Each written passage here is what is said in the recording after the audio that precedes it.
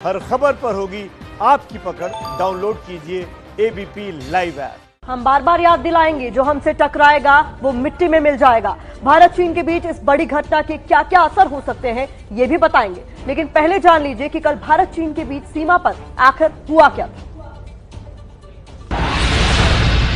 भारत चीन बॉर्डर पर 58 साल बाद सबसे बड़ा आघात। भारत चीन बॉर्डर पर 58 साल बाद खूनी टकराव।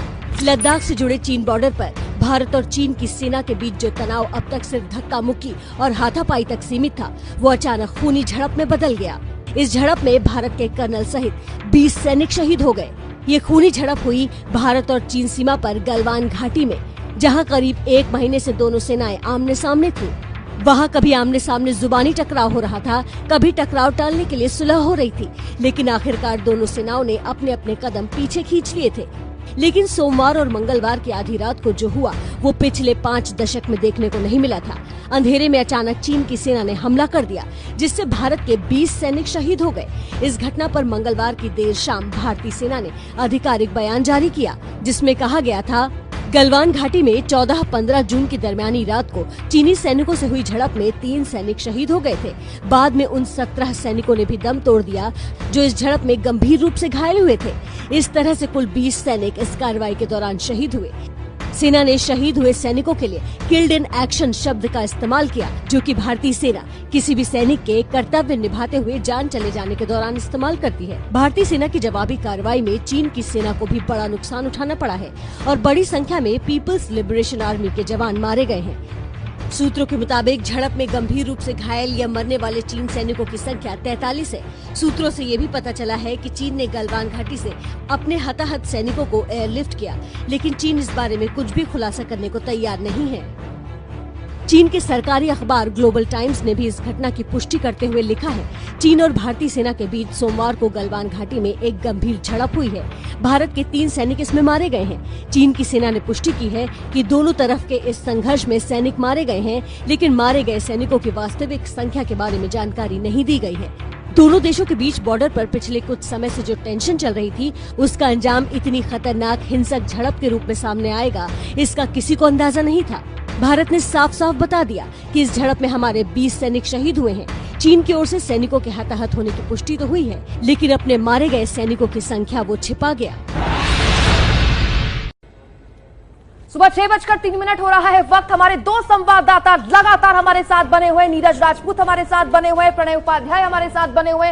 दोनों से जानेंगे कि डिप्लोमेसी के लेवल पर, मिलिट्री के लेवल पर अब स्थिति क्या है। इसके साथ साथ आपको याद दिला दे, विश्व प्रसिद्ध एबीपी न्यूज की प्रधानमंत्री की सीरीज के जरिए आप इतिहास से लेकर वर्तमान से लेकर भविष्य की जानकारी भी अगले 4 घंटे जाने वाले हैं। और ये भी आपको याद दिला दे कि हमारे 10 एक्सपर्ट पैनल लगातार आपके साथ हर मसले पर इस मामले में विस्तार से बात भी करेंगे और आपको जानकारी देंगे। लेकिन सबसे पहले ग्राउंड जीरो का हालात, नीरज राजपूत बताएं इस वक्त क्या स्थिति वहां।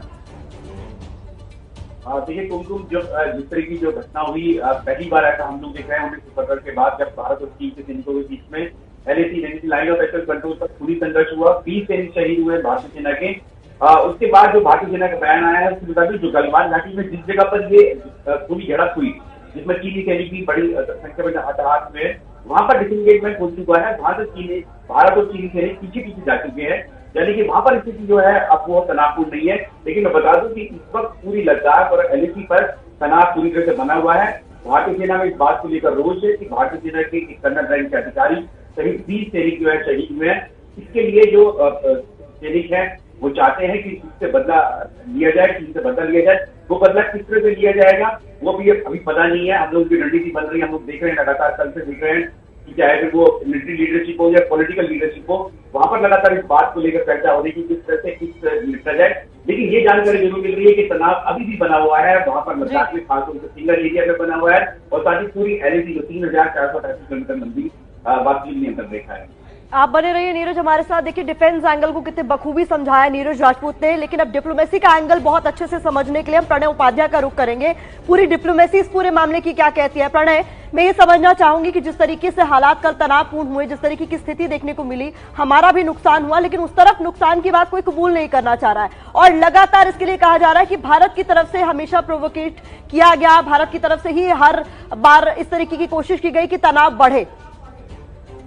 जी बिल्कुल, लाजमी है कि चीन की तरफ से इस तरीके का आरोप लगाया जाए, लेकिन जरूरी नहीं कि यह आरोप सच हो। और जहां तक आंकड़ों का सवाल है, चीन की ये फितरत रही है, चीन की आदत रही है कि उसने हमेशा से जब भी उसके साथ किसी दूसरे देश के साथ भी सैन्य संघर्ष हुआ है, उसके साथ उसने उन आंकड़ों को छुपाया है। मतलब आपको जान के ये आश्चर्य होगा कि 1962 में चीन के कितने सैनिक लड़ाई में मारे गए थे, इसका आंकड़ा उसने 1994 में जारी किया था। तो आप अंदाजा लगा सकते हैं कि जो मुल्क अपने देश के सैनिकों के मारे जाने का आंकड़ा भी एक पॉलिटिकल टूल की तरह इस्तेमाल करता हो, और शायद यही वजह है कि जो कल परसों की जो घटना हुई है उसमें भी चीन की तरफ से आंकड़ा नहीं बताया गया। और जो चीन की जो सरकारी मीडिया है वो ये लगातार कह रहा है कि इस मामले के अंदर आंकड़ों का भी तुलना नहीं हो, इसलिए जो है आंकड़े नहीं बताए जा रहे हैं। लेकिन जहां तक डिप्लोमेसी का सवाल है, निश्चित रूप से कूटनीतिक स्तर के ऊपर भी कोशिश हो रही है कि इस मामले को कम किया जाए, इस मामले पे तनाव को घटाया जाए, इस मामले को आगे कैसे बढ़ाया जाए। क्योंकि अगर आप विदेश मंत्रालय का बयान देखें भारत के, उसने ये स्पष्ट किया है कि चीन ने लाइन ऑफ एक्चुअल कंट्रोल को बदलने की कोशिश की। चीन ने उस वादे को तोड़ा जो 6 जून को दोनों देशों के सैन्य मिलिट्री कमांडर्स के बीच में हुआ था। क्या वादा हुआ था? वादा इस बात पे हुआ था कि दोनों देश डिसएंगेज करेंगे, दोनों देश अपना जिस पोजीशन में है वहां से पीछे जाएंगे। लेकिन चीन ने बजाय पीछे जाने के वो उसी जगह पर रहा, उसी जगह पर अड़ा रहा। और जब भारत की तरफ से इस बारे में आपत्ति जताई गई कि आखिर चीन के सैनिक पीछे क्यों नहीं जा रहे हैं, तो ये मामला जो है एक झड़प में तब्दील हुआ। और उस झड़प के बाद जिस तरीके का हिंसक कार्रवाई जो है चीन की तरफ से की गई, उसमें जो भारतीय सैनिकों का नुकसान हुआ है वो तो हुआ ही है, चीन की तरफ भी सैनिकों का बड़ा नुकसान हुआ है। जी शुक्रिया प्रणय। और नीरज राजपूत हमारे साथ बने रहेंगे, प्रणय उपाध्याय और नीरज राजपूत हमारे यहाँ डिफेंस के सबसे बड़े जानकार हैं, सबसे बड़े संवाददाता हैं। और प्रणय उपाध्याय डिप्लोमेसी को कवर करते हैं, तमाम विदेश मंत्रालय से जुड़ी हुई खबरों को कवर करते हैं।